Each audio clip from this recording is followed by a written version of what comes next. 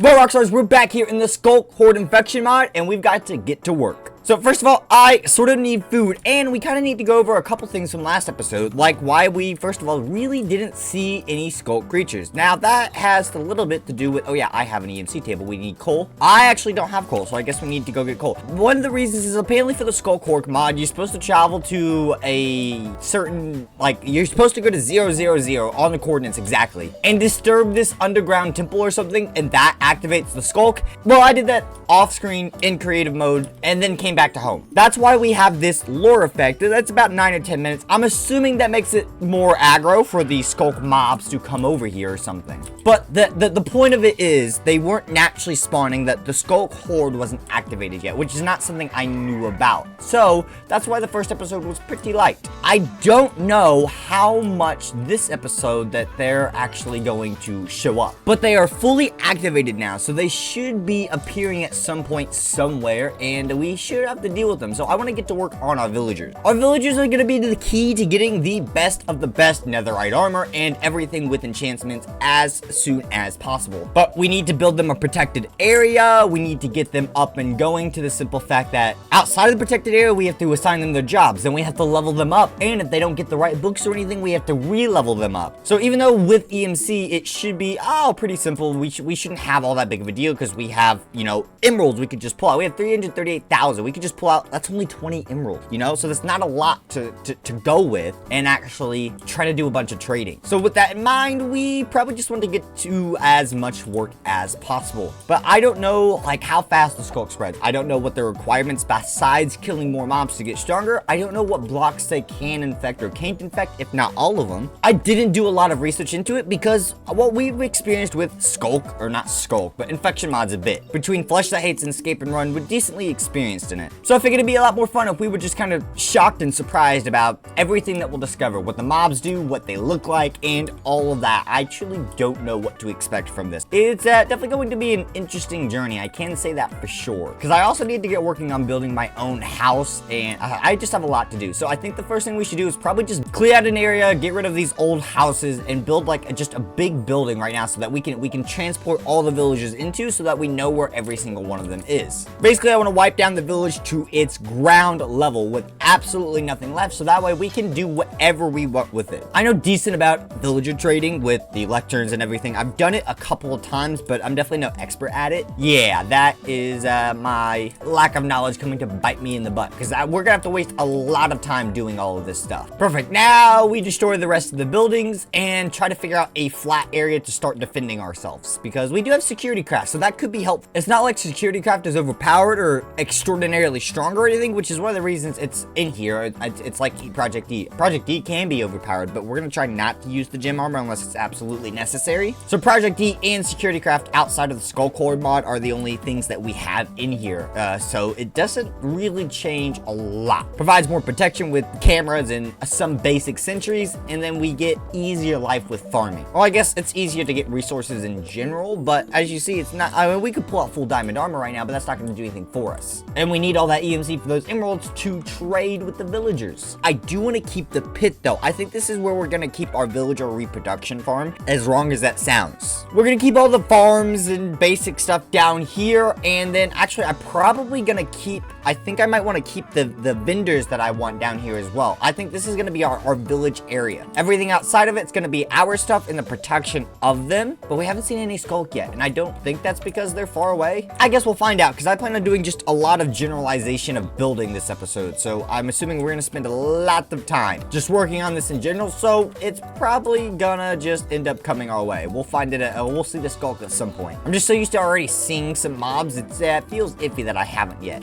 Well, Rockstars, I hadn't planned on having so much speed up. I originally had speed up ideas for this video, specifically because we were doing a lot of preparation, a lot of basic building in this video, as you've seen so far, and we're still not done yet. However, this this section that we're currently watching, I actually forgot to unmute my microphone when we were doing this section, so there was supposed to be a different audio point for this, which is sad because it was just better than me doing a voiceover. So basically all we did was we're making some rails so we can take all the villages that are outside the villager pit, which was originally supposed to be a circle/oval, and I couldn't do it, so we just made it a rectangle because I didn't want to waste the time, and we're just gonna move them into there, so that way everything's already in there and it's gonna be easier just to build from in there within outwards than trying to build the villagers on the outside of it and then move them all in. Oh, I also discovered during this, because we're currently making activator rails so we could speed boost the villagers through the minecarts, every time I used an activator rail it would kick the villager out of the minecart. I don't know if that's a mod glitch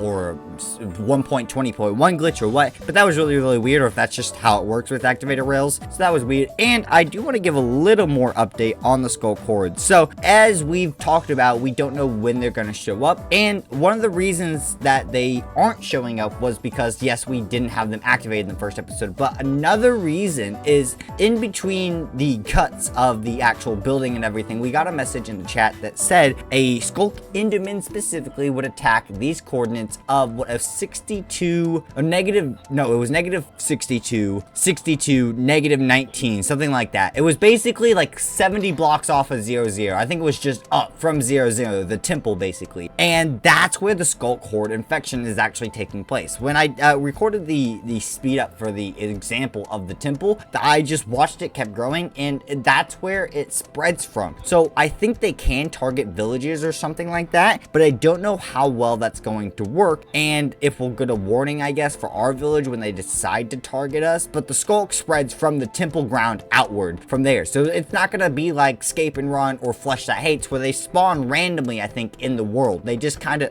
spread out from the very start of the temple, and they won't have random pop-up spawn locations like Escape and Run Parasites of Flesh That Hates did. So I don't think they're gonna get to us super fast, but we are only 1,000 or 2,000 blocks at most, I think, from them. So it's not gonna be quick, but it's not gonna be super long time either. Okay, so we got the farm set up, and I'm gathering supplies to build them like a house type situation thing, but there was another achievement that popped up: the birth of a brain. Witness the birth of a Skulk node, a brain-like structure to assist the grave mind in its conquest of the overworld. I didn't see anything. I've looked around, I didn't see any Skulk looking pieces or blocks or mobs, nothing, so I don't know what it's talking about. Hey, it seems our old iron golem that was hurt has joined the fray. So we got enough villagers and farmers, and they should have an active food supply. So if we get down more beds and whatnot, they should eventually make more villagers, which is good. We're on that right path, but I kind of want to get them all condensed up, and I want to make it look nice. So we're actually going to take each of these and make some glazed or dyed terracotta, because this is 121, which means dyed terracotta is a lot easier to get now. So all we have to do is get some dyes in regular terracotta, and we don't have to do the whole what is it process with the soft sand, or what is it, and gravel to make powder, or is that for clay? I don't know, whatever. Either way, we can make dye blocks, which is nice. So let's go ahead and make, oh wait, this is the wrong way around. So let's make a little bit of blue terracotta, a little bit of light gray terracotta, a little bit of red and yellow. I think we'll stick with blue, yellow, and the white. We'll grab light gray in the regular, but I don't know if we'll actually want to use it. I don't have glass, so we need to get this sand smelted up so we can EMC that, and I can actually have windows in there. Home or houses, I feel like one big like community home would be better. Also just easier. All right, let's start off by making a ground level that's not out of dirt, because I don't want to build a base up, because then we have to wait. They got beetroots growing? I guess that's the farmer thing, because I gave them carrot and wheat seeds, or carrots and, yeah, wheat seeds and carrots. Sounded like I meant like carrots had seeds themselves, but I didn't give them beetroots, and I didn't collect any beetroots from them when I destroyed everything. I think we're gonna go this big with the house. It's a decent size, but that means we can also go up or down, and we just have plenty of space for plenty of beds, because honestly, I don't know what a good number of villagers is actually good to have, because once you get the right books and everything, you've got the right books. You don't need any more villagers, or the right supplies, because we don't need just enchantment books. But we need more villagers, creates more iron golems, so we can find a way way to turn this also into an iron golem farm somehow. How? No idea. I've never set up an iron golem farm in my life, but that would be the eventual goal, and that would be an EMC farm, as well as, I guess it would be useful, but do we really need EMC farm, I guess, because we have the power flowers, but those are super expensive to get up and running, and with just netherite being our max goal, because we're going to try not to use the red, dark, and gem matter, and all that stuff from Project E, we won't need nearly that much EMC, so I guess we'll just see how it comes along, and what's it like at that point, because emerald trading with the villagers might be enough of an EMC yield to actually just get netherite. But netherite's still pretty expensive, 100, 130, 120,000-ish piece, so they're at least basically 80 to 120,000 EMC per piece of netherite, so it's not exactly cheap by any means either. Okay, we've done a lot so far. I actually reframed the wall of everything too, so there's no way things aren't lit up, so that's good. Oh, I need ladders. Until I build a functional way in and out, we just need ladders for now. Here we go, we just build all the way down. And we've got our villagers are growing their food, and we've got their little house set up, and it looks good. We've got a lot more beds, and we are prepared. So now I think I need to get their jobs up and going. Right now we have, what, 3 or 4 farmers? I think that's enough. We just need other jobs. So I guess let's grab some of our items here, like this, our smithing table. We need to EMC that. I guess we'll grab like 5 for every job that we want for the most part, and that way we can just keep a rotation in, because we have to max level them. There's no guarantee they'll have what we're looking for. Alrighty, so I believe the blast furnace, grindstone, lectern, and smithing table are the only job specifics we want besides our farmers to help grow the population. Now, I guess we could just put these in here because I don't want to build like a separate building for them, but there's not enough space with all the beds I put. Because I don't want it to look ugly either. I guess we'll just put them against this wall for now. Yeah, for now. We'll just put them against this wall, right? We'll come to the point later. We'll decide how we're going to set that up. There we go, though. We can get them all jobs. And there. Nice. So we should eventually have an armor, our librarian, a toolsmith. I'm trying to think what else is. We have 5 different jobs. But these should be everything that we need to get ultimate armor and whatnot. Not ultimate armor, but the best armor that we can get. So is there anything else that we need to do? I mean, obviously we need our own house that's not just a villager house. We need to eventually get a wall of protection or some sort of defenses against this place. But I think for now, I just want to do a little bit of trading. We've done a lot of building and whatnot. We've got 12 emeralds left, right? Let's see if we can level up one of our armors or whatnot. So what about, yeah, you know what we'll do for this? Boom, and let's get a couple iron helmets. And actually, you know what? We should just get coal. I should build me a transmutation tablet and another table, which we can since we keep the philosopher's stone. It's not that bad. I also don't need my diamond shovel, and it's going to break so we can get some EMC out of it as well. Plus, this is good experience for when we do base enchant. So let's grab all the emeralds for the coal. Thank you very much, sir. Oh, we've got a discount on the iron now for the helmets. Nice. There we go. We can actually get chainmail, which isn't amazing, but that means we do have another way to trade with him for level ups. He's an apprentice now. You can go all the way up to journeyman, I believe. Oh, look, we've got a 3rd iron golem now, too, because we've got enough villagers. Sweet. So we are growing and expanded. All right, Rockstars. So I had planned off ending the video a little early, but I realized, 1, it was a little short at like 12, 13-ish minutes long. And 2, we did a lot without doing anything. So I think I want to get some of our villagers traded up a bunch. Now, we don't have a whole lot of EMC left, just over 7 grand, which is, you know, not a lot, but we can go ahead and actually just sacrifice all of our tools and armor because, I mean, why not? It's EMC, and let's pull these. Oh, that's only 3 emeralds. Okay, better plan. Give me a regular diamond pickaxe. We're gonna go down there with this so I don't have to keep traveling back and forth for now. Let's put this here for now. Let's put the diamond pickaxe back in there. And where is some wheat or something? Yes, let's get as much as we can, and this way, this is how we're gonna get our EMC back. We just head over to one of our little old farmers here, and they should have, yep, a wheat for emeralds trade.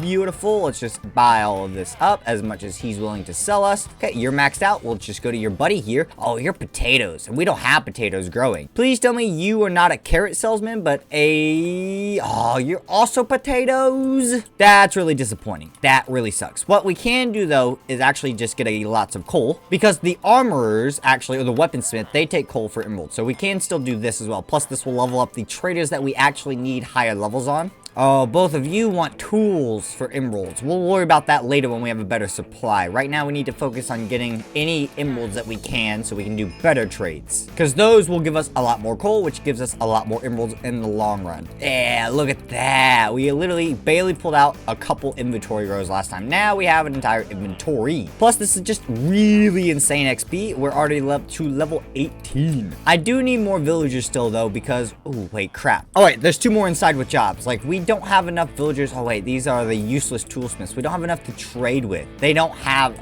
any of the other jobs. We only have tool and armor smith, I think, that got picked up. Nothing else. Actually, where's that armor smith? He had iron armor. There we go. We'll take a pair of leggings and boots off of you, bad boy. Actually, we'll just buy a bunch. So I think their food yield is one of the reasons that they haven't repopulated as much as they can, because they've got plenty of beds, I'm pretty sure, but they don't have enough technical food yield. So we need to finish planting their farm for them, and we might actually have to expand it, which is not good. Oh, and the center of this place is still extraordinarily dark, which is not good. I'll have to figure something out for that. But yeah, they have plenty of beds, so I think their food supply is their big problem right now. I will buy iron axes off of you. I'm not buying a bell that's worth 14,000 EMC for, I think that's 500,000 EMC. A 33 would be 540,000 EMC. They want, yeah, 573,000 EMC worth of emeralds. Absolutely not for a bell, but I'll buy all your axes. Not the most efficient purchase for, you know, actually getting emeralds and EMC value, but it's going to be really, really good for his overall experience.